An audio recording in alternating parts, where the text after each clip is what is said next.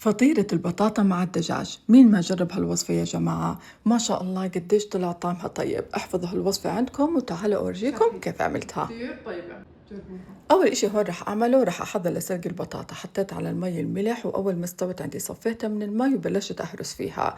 نزلت هون ملعقة كبيرة من الملح ونصف ملعقة صغيرة من الفلفل الأسود. على جنب رح نحتاج كوب من كريمة الطبخ، نصف كوب من الحليب السائل، 50 جرام من الزبدة، بالإضافة لثوم عدد 2 وروزماري. رح أحطهم على الغاز ورح أتركهم عندي يغلوا غلوة واحدة. بعدها بنزلهم فوق البطاطا وبخلطهم كثير منيح، وبهيك عندي البطاطا صارت جاهزة.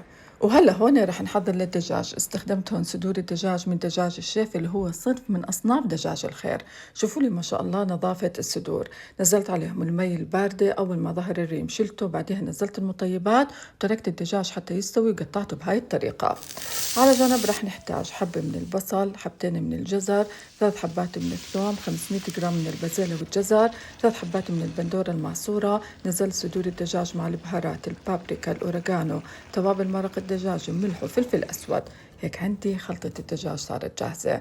هلا هون التطبيق، بنحط طبقة من البطاطا، بعديها الدجاج، جبنة البرمجان، الموزاريلا، برجع بسكر عليها بطبقة من البطاطا.